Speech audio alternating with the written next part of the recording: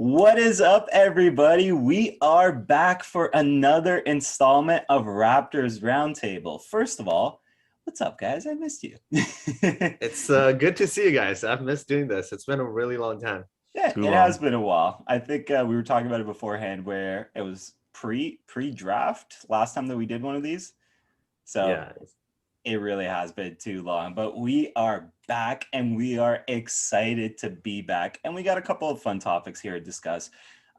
We've been talking about it recently amongst ourselves. So we thought it'd be a fun discussion if we looked at the Raptors and took a look at potentially some of the glaring weaknesses on this team. In particular, each of us is going to discuss what we think is the biggest issue with the Raptors heading into next season and how much of a detriment that can be to their upcoming season. So it's going to be a fun topic. I mean, fun in the way that I think we all have good points to bring forward. Maybe not fun in the way that we think about our Raptors in a not so positive light. I mean, we also love them. I don't think that matters. Past that, we have a good discussion as well about who the best player in the world is right now, because 2K recently came out with their ratings for NBA 2K22, and they actually have four guys, being LeBron James, Giannis Antetokounmpo, Steph Curry, and Kevin Durant, all tied at a 96 overall, which makes you think, right? I mean, I feel like I know who I would lean to in that party, and it might not be who you're necessarily thinking I would pick off the bat, but nonetheless, that's going to be a fun discussion we're going to have as well. But before we hop into things, just do us all a favor. We rotate these videos between all of our channels on YouTube, so just hit the subscribe button, not only for me, because you're obviously watching this one on my channel, but for everybody else that's here, and make sure you're keeping up to date with Raptors Roundtable. I promise there will be more of these coming out. I know it's been a while. I feel like it's just been that kind of a hectic period where we didn't really have a chance to do one of these, but now that we do, we will be back and we will be doing more of them. Now, with all that being said, looking at the Raptors for next season, I actually really like how this roster has been coming together. It's been a bit of a quiet offseason, but I don't always think that's a bad thing.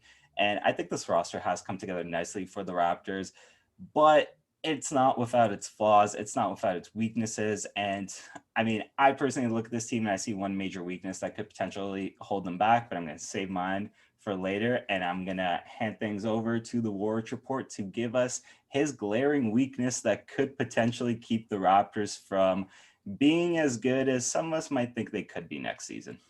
So my biggest glaring weakness with the Raptors is something I've talked about on my personal videos is that 7-foot center. We need that 7-foot center badly because I know you guys may disagree on this, but how tall is Khem Birch? He's listed at 6'8", 6'9".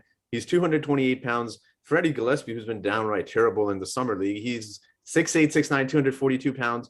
And now we have obviously Precious Achiuwa, who's, I believe, correct me if I'm wrong, I think he is 220 pounds. And he's around the same size, 6'8", 6'9". So Freddie Gillespie is not going to be getting a lot of minutes, let's be honest. So who are you playing at that center position when you face bigger guys? Forget Joel Embiid just for a second. He's a massive beast. He's got, he's 280 pounds, whatever he is. But even if you're facing someone like a 250, 260 pound, are you really expecting Khem Birch to hold his own in the paint? I know that's not how the NBA game is played anymore, but still, you got absolutely killed by Robin Lopez of all big men. He went up on us like he was Shaquille O'Neal, right? And Khem Birch couldn't do anything. Freddie Gillespie was trying. He couldn't do anything. So how is Precious Achiuwa going to hold it? I know a lot of Raptors fans are really high on him, but we definitely need a bigger center for certain matchups. I've been saying this for a while, but it just seems like the Raptors management is allergic to acquiring a 7-foot center. So I don't know what the deal is. Just whatever reason, I understand for going for more size with 6'8", 6'9" guys with 7-foot wingspan, but we do need those big guys for certain matchups as well. And I think you'll see it when you see certain matchups throughout the season. So, Yeah, I would definitely agree that the 7-foot center is definitely an issue. I've definitely talked about that a lot of times, but I feel like that eventually, hopefully, will be coming, and that will be an easier hole to fix. But in my opinion, I feel like the biggest hole on the Raptors is what it was last year as well, and that is having more scoring. As we had all these stretches when we would go like 2 or 3 minutes without getting a bucket. And let me be more specific because I feel like our scoring will come through a bunch of different options this year, but I feel like isolation scoring is where we'll struggle. We haven't had that true isolation scorer since Kawhi Leonard. And we haven't really got anyone else to replace obviously that glaring hole to put us over the top.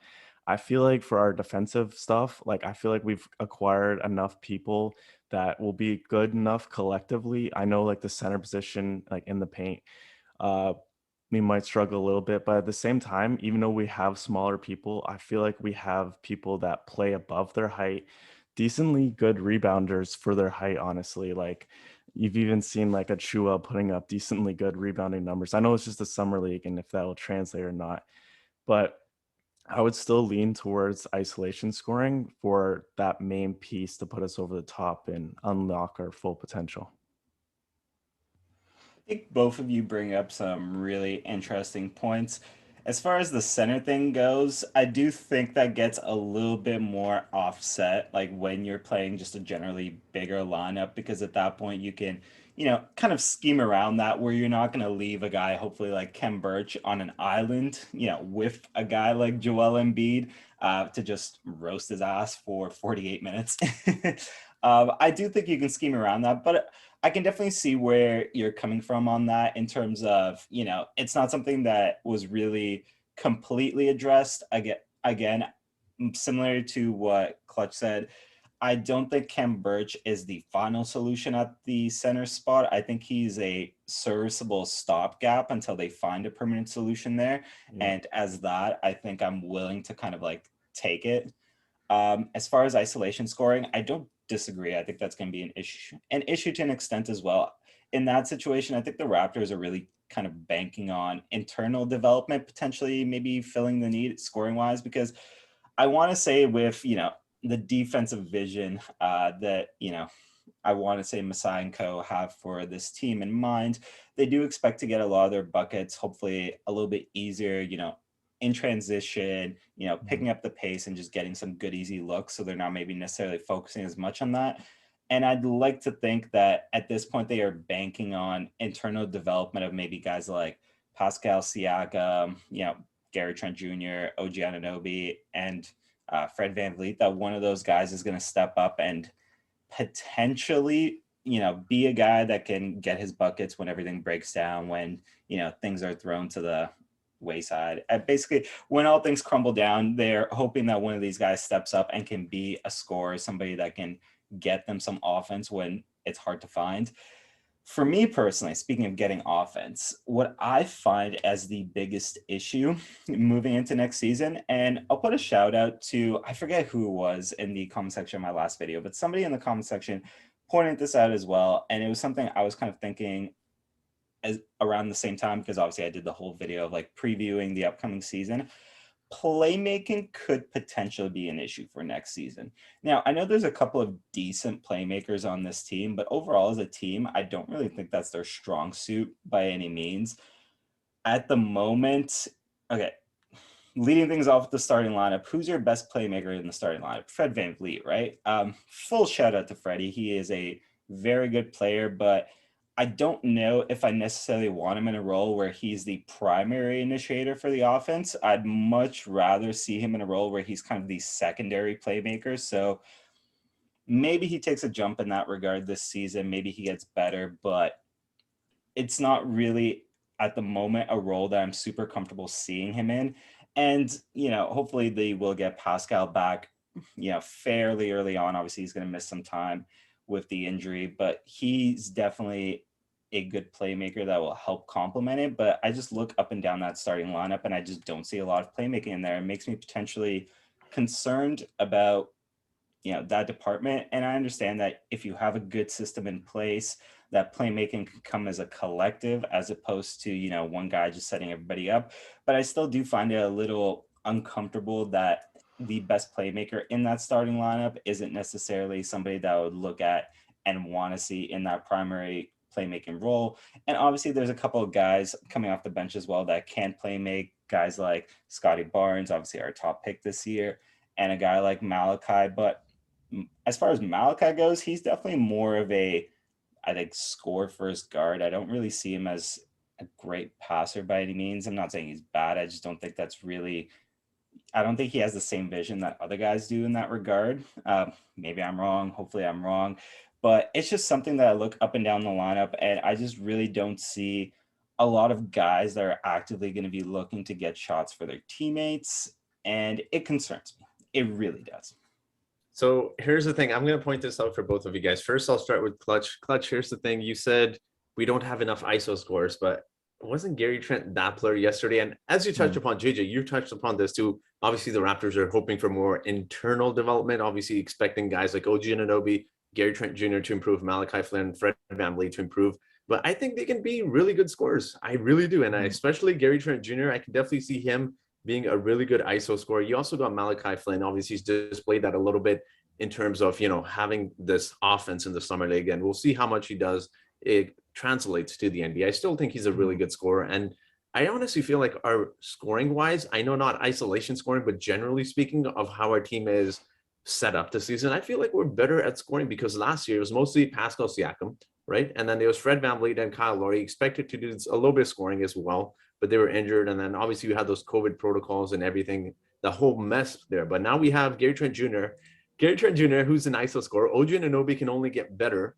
And then obviously Pascal Siakam as well. But Fred VanVleet is going to be the main point guard. And I think he'll play a lot better. And JJ, to touch on a little bit what you talked about, you know, not having enough facilitators. We have yet to see Fred VanVleet as the main point guard. I think we should give him a chance before, you know, obviously I'm not going to, you know, sit here and tell you that he's a great passer. Obviously, he is more of a shooting first point guard, but give him a chance. You know, let's see what he's able to do. Maybe he switches his role because that was what was expected of him from last season, where he was a shooting guard. Kyle Lowry was the main facilitator. So let's see how Fred VanVleet does. But overall, I feel like they're going to have a little bit less pressure on Pascal Siakam to score because of the nice scoring pieces we have around him.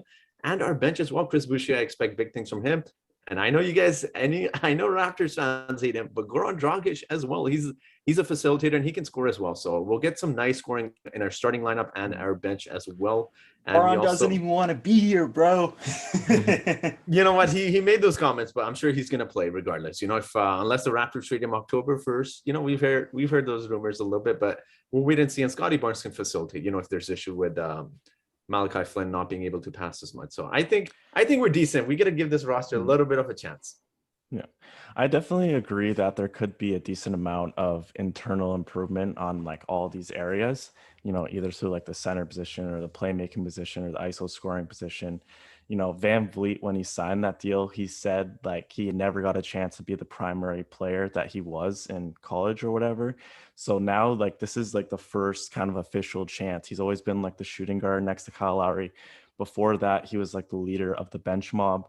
And honestly, I really like that version of VanVleet. Obviously, you're playing against lesser competition on the bench, but like I feel like VanVleet is starting to hit his prime. And, you know, now he has like the full reins of the team. So I feel like his playmaking will improve. Obviously, he can't do it on his own, like JJ said, and he needs to improve, and the team needs to collectively do it as a unit. And for Gary Trent, that's like the main player I'm looking forward to stepping up this year. I feel like he has like a lot of isolation scoring in his bag. I feel like he can be that guy. Obviously, you know, we saw Siakam wasn't that great down the stretch in the clutch. We need someone to go win the game for you. So I feel like, you know, the main problem people have with Gary Trent for the Raptors was his consistency. Obviously, he needs to build up some consistency. I feel like, you know, him in a bigger role, getting more touches with the ball, I feel like he'll be more in a rhythm, and hopefully that will be enough. But yeah, obviously we'll see. Yeah, I think with a guy like Gary Trent Jr., you could argue that he's a volume scorer, and the more that he's going to see those touches, the more he'll get his rhythm. I'm a little hurt that you know, we're not talking about my guy OG in terms of stepping up in the ISO department and the scoring department. I really do want to see a bigger role for OG. I think, you know, he's somebody that's quiet. I mean, like, obviously, on one hand, you could look at OG and you could say that you want to see more improvements than what you're seeing, but at the same time, like, he has quietly gotten better in a lot of regards. I think looking back at the last season, and it's the thing I always talk about with OG, I definitely saw a lot more moments where OG put the ball on the floor, took the guy off the dribble, and got buckets. And I was just like, okay, now just let's see that consistency, please, because, and I can't stress enough, I talked about it in my season preview video. OG with a game off the dribble easily makes a jump to a borderline all-star player. And I'd like to see more touches and more looks for him. So hopefully that's something we get next season. Hopefully, he gets an opportunity to kind of continue to grow his scoring, grow everything. I feel like with OG, it's been such a waiting game of he takes these small improvements every season. And I think every Raptors fan is just sitting here waiting to see that one monstrous leap that will finally make everybody feel vindicated and being like, ha, you see, we told you OG was that guy. We told you he was going to be good. I know I'm certainly sitting there hoping for that day to come. I definitely maybe don't hype him up as much as some other people in the sense that like he's the next Kawhi or something like that. But I definitely do think OG, there is a all-star caliber player within OG. I really want him to hit that, ceiling. As far as the playmaking thing goes, obviously, to kind of agree with some of the things you guys have been saying, I'm going to start this off with nowhere near the same caliber of players and skill set, but, we did see criticism, unfair and stupid, I will also say, but criticisms of a guy like James Harden when he went to Brooklyn and people being like, there's not enough room or like there's not enough basketball for all three of these guys. And then James Harden immediately switched up, his game to be more of a facilitator for the other two guys because of the three players. He's easily the best passer, not even close. Frankly, I've talked about it time and time again. Anybody that complains about James Harden being a ball hog just did not watch Rockets games and just does not know that James Harden, yes, like he's an elite ISO scorer, and that's where you're going to see most of his highlights, which is why people are going to be like, yeah, he's a ball hog, but he's also just a tremendous passer. Frankly, one of the best passers in the league, one of the best passers at that 2-guard spot that we've probably seen. So he definitely, when he got to Brooklyn, he switched that play style up and he leaned more heavily on that and kind of poured in, the touches of his ISO scoring when he needed to. That being said, I don't know. It'll be a tough one with Fred VanVleet. I definitely believe in him as the point guard on this team, and I believe, that maybe we'll see more improvements of him. But I do think, at least from what we've seen to date, Fred VanVleet is more comfortable when, there's at least one better playmaker than him on the court. And I think that's frankly why Kyle Lowry and Fred VanVleet work so well together, because Kyle Lowry is more than happy to be the primary playmaker on the team and create offense for others. Hopefully that part of Fred's game kind of comes along and he does become a better playmaker. And that is something that grows. But at this present time, I would be just ever so slightly concerned about the fact that this would be the main guy in your starting lineup getting looks for everybody else. And again, past that, outside of Pascal, the starting lineup certainly does not have a lot of playmaking, at least for me. The bench, you have Scotty, but past that, I wouldn't be too excited about anybody else's capabilities there. But again, I guess the whole topic here, when it comes to the scoring, when it comes to the playmaking, not as much as when it comes to the big men, although I guess to an extent, but internal development, right? Internal development is what we want to see. And, Masai, Bobby, and I guess to an extent, Nick Nurse as well. They are all banking on the fact that these guys are all going to get better. And frankly, with the Raptors development, I've talked about this time and time again, it's not a bad bet, but I guess at this point it's a wait and see type of thing, right? I agree. Yeah. You're just banking on those guys to get better. And Masai mentioned this in his interview as well, that, NBA is a copycat league, and then we're not going to be doing that. We're going to be betting on internal development. That's how we do things. So I agree. Okay, so moving on to our other topic of the day. And mind you, I not actually this into 2K, but I do find it really interesting when they drop like their best players or like their player ratings and stuff like that. So this year when they dropped it, they did not have a clear and defined best player in the world. They had 4 guys tied with a 96 overall rating with Kevin Durant, Giannis Antetokounmpo, LeBron James, and Steph Curry, which I think makes for an interesting discussion of who at this point is viewed as the best player in the game. I think for the most part, they're kind of right in the regard to place these guys pretty close, because I'll give it a nice little shout out here to Rusty Buckets. definitely a YouTuber I enjoy watching, and he made a video not too long ago. I can't remember the exact time, but on his second channel, talking about how pretty much guys 1 through 8 in this league are so close at this point in terms of how good they are that you can make a legitimate argument for any of them as the best players. Obviously, a couple of those arguments would be a little weaker than the others. Say like a guy like Nikola Jokic or something, you could definitely make that argument. You're probably not going to win that argument, but you could definitely make it. But yeah, like a lot of those guys are just so closely packed together at this point in terms of talent level, because the talent is just so great at the top in the NBA right now. So with that in mind, the Waraich report, who do you believe is the best player on the planet right now? I hate saying this. I really do hate saying this because this is a player I strongly dislike. I do not like this player, but I hate to admit it. It is Kevin Durant. Say what you will about him switching teams and whatnot, but the skill set, we saw what he was doing in the playoffs against the Milwaukee Bucks. He was literally an inch away from willing the Brooklyn Nets. And I know James Harden was playing as well. He was playing injured, but he was literally an inch away, had his foot not been on the line, from getting the Nets to the finals, or excuse me, to the conference finals. And you know what? He's great, man. He can score from anywhere. Coming off an Achilles injury, he's scoring like he's just an NBA 2K player.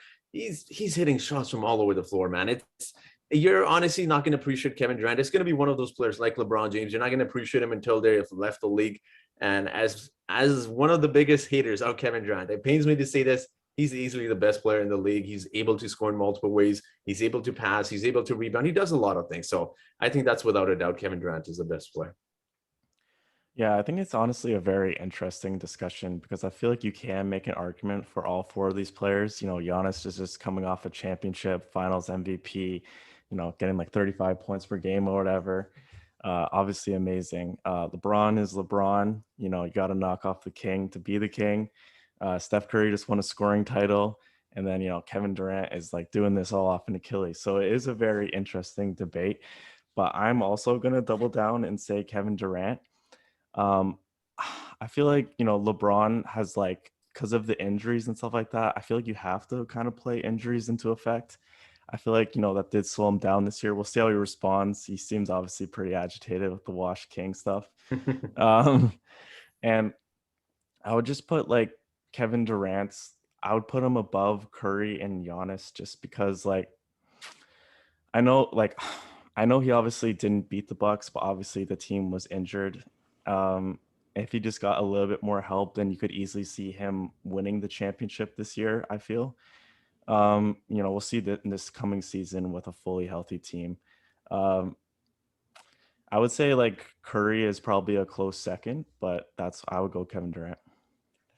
All right, I'm about to drop some flaming hot takes that I know are going to be getting roasted in the Let's get them, JJ. Let's get them. Okay, here's what I will say.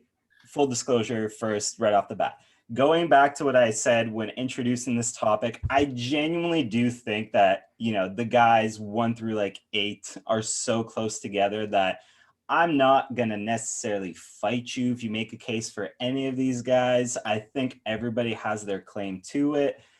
Guys that I think deserve more respect, I would say, I guess, in that discussion to me are, well, actually one specific guy. You know what? No, let me start with this. Both of you guys said Kevin Durant. Personally, I disagree. And before I get into who I think is the best player in the world, my issue with Kevin Durant, and it was really funny to me in particular because when you were talking about it, the prob, you mentioned all the things that KD does well, and you didn't mention defense, which is a good thing because that's the one thing that I genuinely think has dropped off so much for Kevin Durant coming off the injury. He still has his moments where he flashes being a good defender, but at this point, those moments are so far and few in between that Kevin Durant has definitely lost a step on that end. While I don't think he lost a lot offensively coming off the injury, which is great because Kevin Durant is a fantastic talent, fantastic player. You want to see this guy healthy. I think defensively is where he's really suffered. So much so to the point that, God damn it, here is my first flaming hot take. And I know we talked about this a lot, and I will officially go on record as saying I don't think Kevin Durant is the best player on his team. I have said it time and time again. James Harden is the best player on the Nets. A lot of people are immediately going to go and just go reactionary and be like, yeah, but like, look at the playoff run. You mean that playoff run where he came back and played on one leg on an injury that should have kept him out for like 2 more weeks? Give me a break with that shit. James Harden has, throughout this season, when the big three got together in Brooklyn, he has been the most important player to their success. He really makes that engine go. And that team, most crucially, like it had injuries coming out again and again. Like Kyrie was out with injuries, Kevin Durant was out with injuries. Obviously, Harden himself was out with injuries. The best record that the Nets had consistently when those got with people coming in and out of the lineup, the Nets were consistently best when James Harden was playing, whether it be by himself or with a co-star like Kyrie or KD. Their best records always had James Harden on the court. I think James Harden is just a lot better when it comes to raising the floor of a team than those other two guys. That's always been my thing with Kevin Durant. Is individually he is a fantastic player. He is a juggernaut. But James Harden is somebody that elevates everybody around him. And I know, let me cover some of the bases here. First of all, people are gonna be like, well, you're talking about Kevin Durant's defense. What about James Harden? James Harden's a better defender than Kevin Durant. Get out of my face. That's first of all. Yes, he absolutely is. Don't give me that look. He is a way better post defender for one, which given Kevin Durant's size and length, that should be an embarrassment. Secondly, even on the perimeter, I think Kevin Durant is not as good as James Harden. And that's saying something because James Harden's not a great perimeter defender. He's average at best. Second of all, obviously, James Harden just, like I said, like he can play make so much for the guys around him that you put James Harden on any team and they are a 50-win team. Easy. With that being said, that's a huge rant, but that is mostly just to say I don't think Kevin Durant personally is the best player in the world. Who am I going to go with? You would assume that being the big LeBron fan that I am, I'd lean towards him. And frankly, I do think, watch out. It's scary because a motivated LeBron is the LeBron that plays lights out. And I understand that LeBron obviously is a little older at this point, and maybe it's a little harder for him to flip that switch, but all I'm saying is just watch out. I'm not actually going to go LeBron. I see a great case for Giannis Antetokounmpo too, mostly in the sense that he's probably the best two-way superstar in the league. I know a lot of people talk about Kawhi. Kawhi doesn't try as much on defense anymore. Let's stop pretending like he's an elite defender anymore. He is when he's trying, but like we're also talking about a guy that didn't even really want the Luka matchup in the first round series there. And even when he took the Luka matchup, it wasn't like Kawhi was locking him down. Luka was still giving him medicine.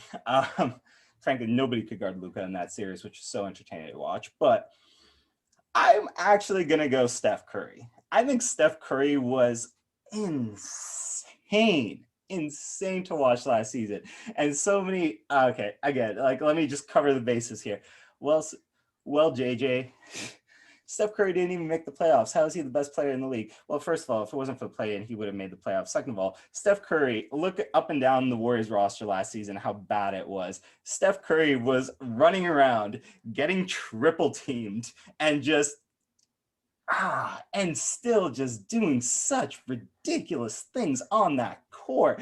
This guy had people flanking him left and right and just hounding him, and this guy is breaking down double teams. This guy is knocking down threes. This guy is making everybody on the court better by his presence on the court alone. I've said this so many times about Steph Curry. This is the thing that I feel like casual fans don't really appreciate as much. And I hate using that term casual fans, but I'll get into what I mean here.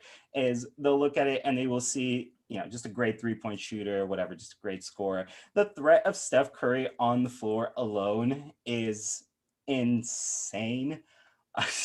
Like he just draws so much attention that him just standing there or him just moving off the ball just gravitates everybody towards him, and it makes everybody on the court around him so much better because the defense is sagging off of them or is not even paying attention to them. Guys get open, and it leaves opportunities for guys like Draymond to set up these open players. And obviously when Steph Curry gets the ball in his hands, he's the best shooter of all time. He's one of the greatest I don't want to say one of the greatest, but for his size, he's one of the greatest finishers at that spot too. He is a very good playmaker. And the thing that people rag on him about the most being his defense is so overblown that I don't think Steph Curry is a bad defender. I don't even think Steph Curry is average. I think he's above average. He's very good at getting his hands in to just disrupt plays and disrupt timing. Steph Curry is very underrated on that end. Not elite by any means, don't get me wrong, but this whole thing of him just being a defensive liability is so untrue, and I'm so tired of that narrative being pushed.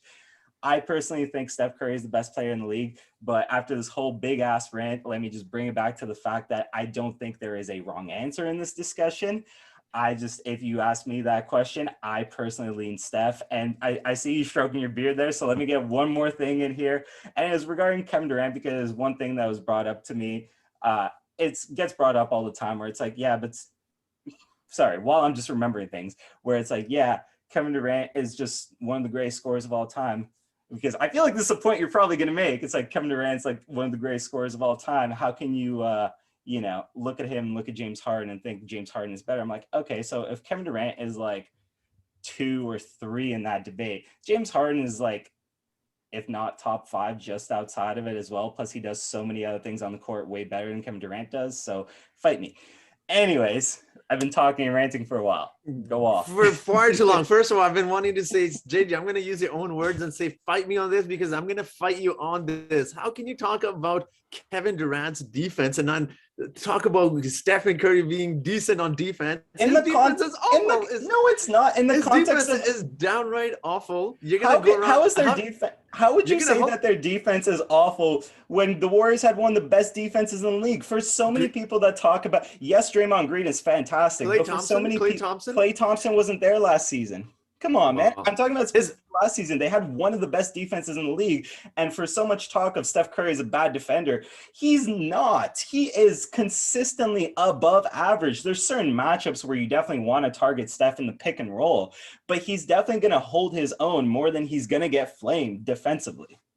But you can't sit here and tell me Stephen Curry is a better defender than Kevin Durant. There's absolutely in the context of guarding guys around their position. Yes, he absolutely is. No way, Jose. And I mean, okay, let's put that aside. How about James Harden? You're talking about James Harden and Kevin Durant. Now, I'm actually going to agree with you on this one, because James Harden is a very skilled player. And if you were to put both of these two guys on bottom feeder teams in the East or West, and ask which team is likely to make the playoffs, it's probably going to be the one on James Harden. I agree that he makes his teammates better. He makes that team better. He elevates his team's success a lot more than Kevin Durant, because Kevin Durant, as great as he is as an ISO scorer, he doesn't make his team elite at the same level that James Harden does. So I agree with you on that. But there is absolutely no way in hell you are talking about James Harden being the better player. We're talking about better player, not who makes their team better. Kevin Durant does things much better than James Harden. How many times has James Harden here's my question. Here's my question. Would you not say that making the team around you better is a part of being the better player? That's no, because we're talking one-on-one. Because listen, you could make that same argument about Kobe Bryant, can't you? He had that team. And yes, he did make the playoffs in the Western Conference, but if you put LeBron on that team, LeBron's going to have that team in the top 3, 4. And I know there's an argument. Yeah, LeBron's a better player than Kobe Bryant. What's your point here? We'll save that discussion for later, but I want to get Clutch takes. I want to get your intake here on this one here. Honestly, I feel like making your team better is a part of being obviously a better player, but when it comes down to it, so it's like, on the Nets, you're already on a good team, right? So the team is already like elevated and it's already a good team. So like when it comes down to it, like this is the point that for JJ's argument for, James Harden does a lot of things better than Kevin Durant.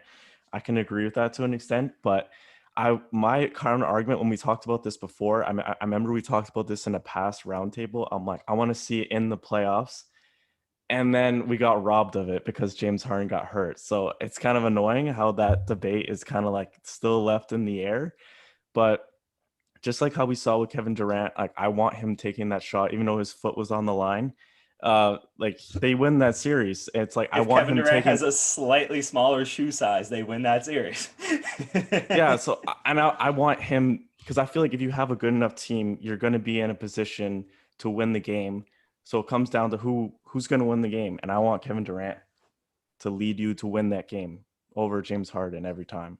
Fair point. Fair point. That discussion is over, JJ. You've lost this discussion. How have I lost? All right, listen. All right, here, let me ask you this question. I understand. Hear me out. I understand I'm in the minority here, but at the same time, I don't feel like at least to me, I don't think either of you guys have made necessarily points that dissuade me from thinking Harden's a better player.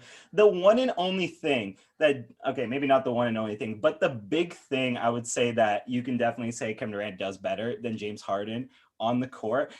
He does like a little bit better. Whereas James Harden, you can look at some of the things he does better than Kevin Durant, and it's noticeable. It is a noticeable difference. So in that regard, agree to disagree.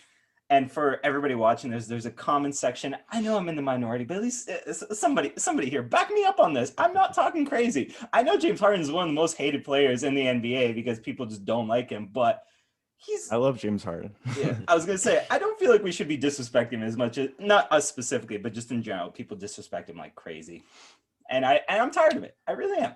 The last point that I just want to make here is, if you want to make a case for, and I'll list off the guys here, if you want to make a case for LeBron, Curry, Giannis, KD, Kawhi, Harden, or Luka of being the best player in the world, I understand. I mean, again, with me in saying Steph Curry and with me in terms of like, ranking a couple of those guys, I definitely have my preferences on how I see them. But ultimately, I genuinely think it is so close that it really does come down to just personal preference with a lot of those top guys that like, again, like it's not like I'm gonna go into like a war on like a Twitter thread or something, like disagreeing with somebody about this stuff. It's more so just ask me for my personal preference in terms of who I think the best player in the world is. I think it's Steph Curry. But again, like these guys are so close, in my opinion. Absolutely. Yeah. I'm still sticking with KD. And yes, he's better than Harden, JJ. But we'll leave that for another topic. I think we have quite a bit to say about that. We'll talk about best player in the NBA in the future. So if you guys do want to keep up to date, again, like JJ said, make sure you're subscribed to all three channels as well. So that'll be my closing saying or closing words, I guess. Clutch, I'll pass it on to you. Yeah, I agree with JJ on like whoever you want to pick. I feel like the reason this is because, LeBron is finally kind of stepping down as that number one player. So that spot is up for grabs. So it's like a war right now. Everyone's fighting over it. There's a lot of great young talent in the league. It's available. So it's a discussion now. And then It wasn't for a long time. So and then the joke is going to be when LeBron reemerges next season and just passes the torch right back to himself. We'll see about that. We'll see about that. Oh, come on. Like, I honestly, like, I don't necessarily actually think that it's going to happen, although I really wouldn't be surprised. The way that, here's the thing, I love LeBron. Like, he's my favorite player of all time, but on social media, his personality is just, he's such I don't want to call him a Karen, but he's a little bit of a Karen on social media. And like, I say that in a good way. Like, I think it's actually hilarious just seeing some of his reactions to things and just seeing him like subtweet, like quote tweet all those people and like post that shit on his IG being like, I'm washed. Okay. Okay. Like, I just think we're going to get a motivated version of LeBron. And again, at this age, I don't know if he can flip the switch like he has in, previous seasons, previous moments. But at the same time, I genuinely just really think it would be hilarious if, we're all here talking about Kevin Durant, Steph Curry, Giannis Antetokounmpo, and then next season the Lakers just win another championship and LeBron gets his fifth ring, and he just stands there on the podium like, #Wash King. Oh God, but like the Waraich report said, I think that more or less does it for everybody here today. Thank you so much for tuning in. If you are still here, I know this is a long one, but God damn it, when all of us get together, it is just such a good time that I never want the conversation to stop personally. So I'm sorry. I'm sorry that you're still sitting here like, I don't know, 40-ish minutes into this video being like, God, like these people are still talking? How? Shut up. But if you are still here, in case you haven't already done it, just hit the subscribe button, not only for me, but head over to the Waraich Report, head over to Clutch Takes, smash that subscribe button. And to keep up to date with these videos, we'll be doing a lot more of these, and in between those we'll obviously each have our own videos as well, which will hopefully keep you watching and keep you entertained. I mean, that's the name of the game here. That's what we want to be doing, right? So with all that being said, thank you so much for watching. This has been, I believe, episode 6 of the Raptors Roundtable. From JJ Buckets, Clutch Takes, and the Waraich Report, it has been a pleasure.